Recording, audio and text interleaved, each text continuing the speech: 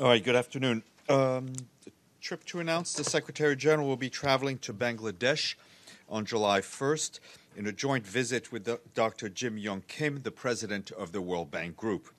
Their visit will highlight the generosity of Bangladesh in hosting the largest refugee influx of 2017 and the need of the international community to do more. The visit also aims to lay the groundwork for further dialogue with the government of Bangladesh on medium-term planning for the refugee situation and to reiterate the UN and the World Bank's support for finding comprehensive solutions to the situation of the Rohingya people. In Dhaka, the Secretary General and the President of the World Bank Group will have bilateral meetings with Bangladeshi authorities, including with the Prime Minister, Sheikh Hasina. On July 2nd, they will travel to Cox's Bazar to visit Rohingya refugee communities and humanitarian workers and advocate for more donor support. The Secretary General and the President of the World Bank Group will be accompanied by the High Commissioner for Refugees, Filippo Grandi, and the Executive Director of the UN Population Fund, Dr. Natalia Kanem. They will review the situation for the newly arrived Rohingyas in Bangladesh and assess progress towards a safe, voluntary, and dignified return of refugees in line with international standards. And we expect the Secretary General to be back in New York on the 3rd of July. The Secretary General this morning spoke at the inaugural global high-level conference of heads of counterterrorism agencies of the UN member states, telling them that the front line against terrorism is increasingly in cyberspace. He said that terrorists are exploiting social media, encrypted communications, and the dark web to spread propaganda, recruit new followers, and coordinate attacks. He said that recently there's been a shift towards less sophisticated attacks against softer targets that are more difficult to detect and prevent. As the threat from terrorism continues to evolve, the Secretary General said we must adapt and learn lessons from what works and what does not, and our response needs to be as agile and multifaceted as the threat. He said this means starting the grassroots, where families and local communities are on the front lines of efforts to protect vulnerable people from succumbing to pernicious ideologies. And he added that this means increasing our support for civil society organizations who make a unique and invaluable contribution to tackling terrorism and preventing violent extremism. His remarks are online. And we issued a statement earlier today in which the Secretary General said he was deeply concerned about the increasing frequency, intensity, complexity, and geographic scope of violent conflict between farmers and herders, as well as related banditry, extortion, and cattle rustling in several countries across West and Central Africa. He condemns the resulting loss of life, property, and livelihoods, as well as population displacement, which undermines the peaceful coexistence between communities in many of the affected countries. It is also detrimental to regional stability.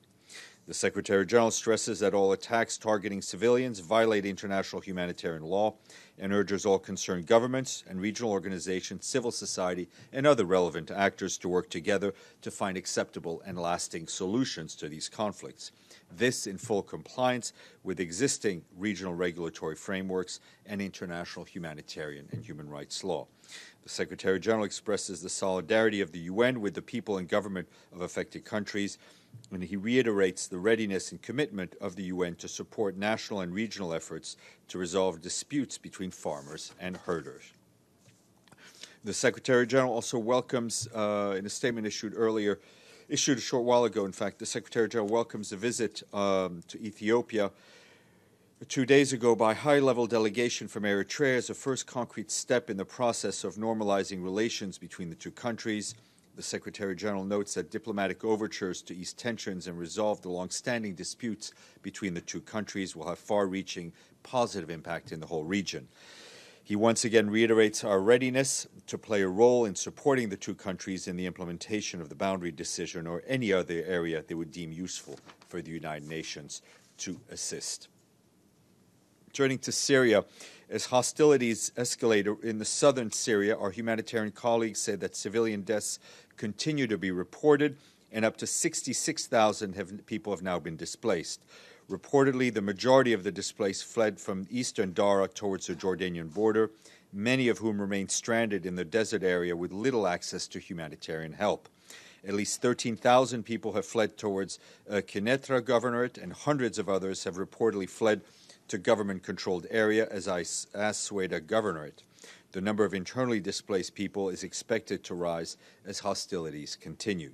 At least 29 civilian deaths have been reported as a result of ground-based strikes and airstrikes in the last days, and 50 have been reported since June 2017, while routes used by interagency cross-border convoys from Jordan remain open. Planned convoys in the last 2 days were postponed due to ongoing hostilities and safety issues. The UN is monitoring the situation closely, and the convoy will proceed as soon as the security situation allows. Aid to people in need continues to be delivered to newly displaced people from supplies that were pre-positioned in anticipation of the emergency in the south, and supplies delivered in the past week. And we're also alarmed by reports of 2 vehicle-borne improvised explosive devices in Afrin, which reportedly killed 11 people and wounded 23 others. The explosion came hours after armed clashes reportedly took place in the same area. Turning to the Security Council, yesterday the Undersecretary General for Political Affairs, Rosemary DiCarlo, briefed the Security Council on the implementation of Resolution 2231 in terms of Annex B, as requested by the Security Council, concerning the Joint Comprehensive Plan of Action. And this morning, Bintu Keita, the Assistant Secretary General for Peacekeeping Operations, briefed Council members on South Sudan.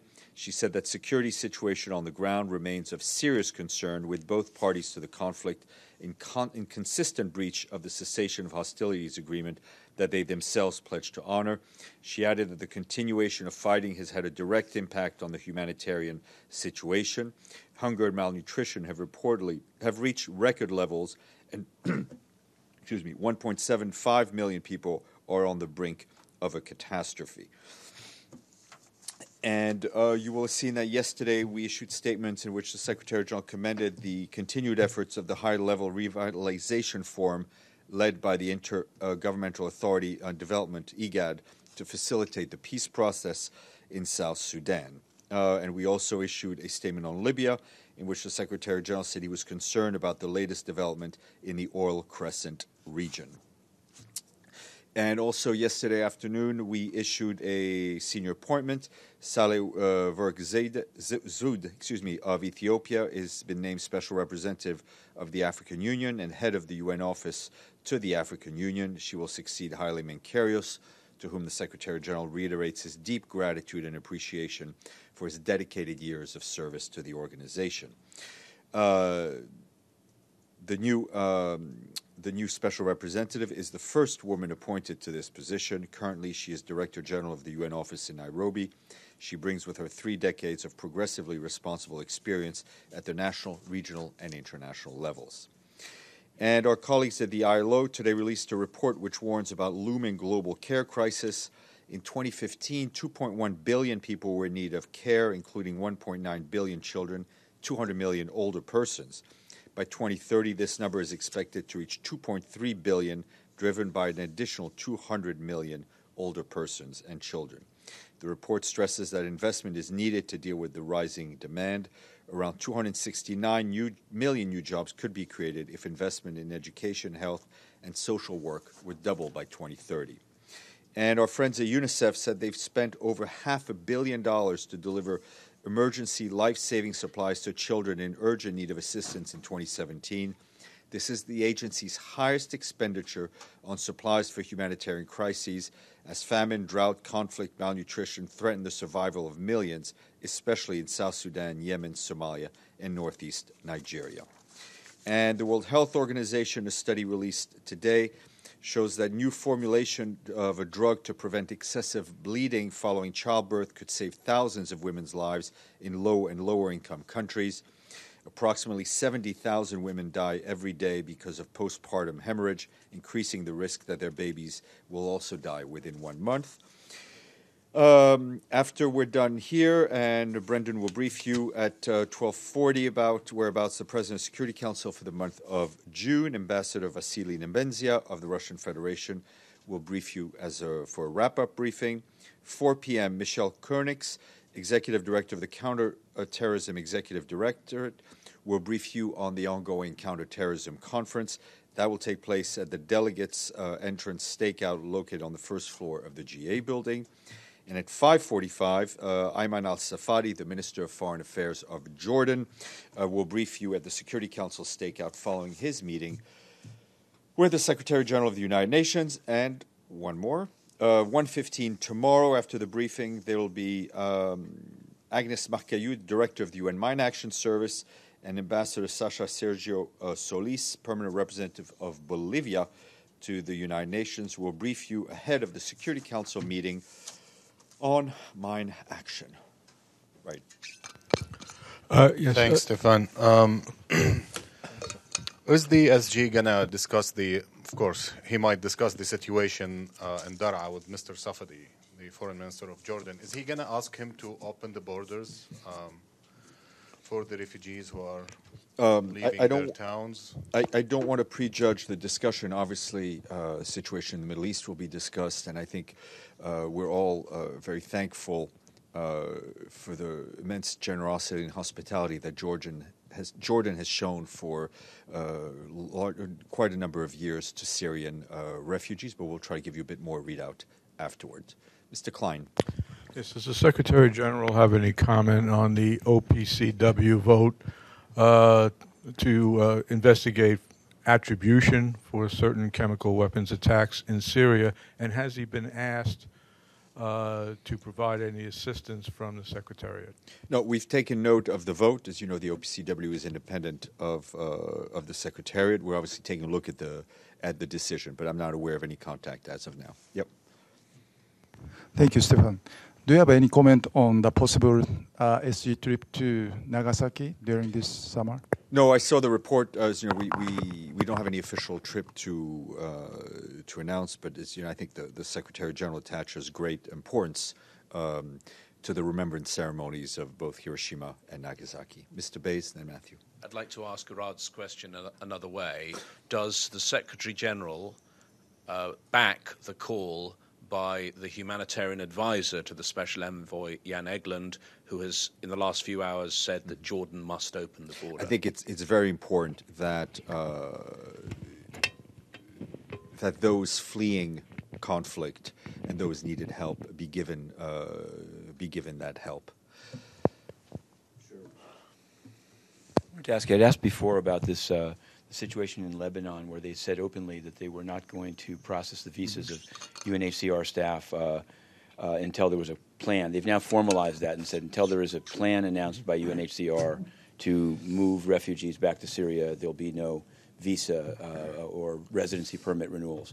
Has the Secretary General, given the one that this is a sort of something of a threat to the UN staff working there, and on the issue of refugees, what does he think of this, and what's the UN system doing about this? Well, UNHCR is in the lead on this issue. They are talking to the Lebanese authorities. As a matter of principle, we believe that any return of refugees should be voluntary. Okay, and I wanted to ask you also about a letter that was sent by the President of Somaliland to the Secretary General on June 18th, complaining about SRSG Keating, calling him biased, and raising a number of issues about the conflicts that have been taking place between Somaliland and its neighbors. One, will you confirm getting the letter? And two, has he responded? What does he make of this? I'm not aware of the letter, but the Secretary General has full confidence in Mr. Keating and the way he goes about his work. Yes, sir. You said that all countries should allow refugees to go, and does that apply to Israel, where many of the refugees headed towards the occupied Golan? Look, as I said, as a matter of principle, people who need help should be given help. Go ahead, and then we'll go to Brendan. Let me ask you the same question in a different angle. So far, there is no specific schedule for SG to trip to Japan during August. But last month, the SG released the first disarmament agenda for the first time.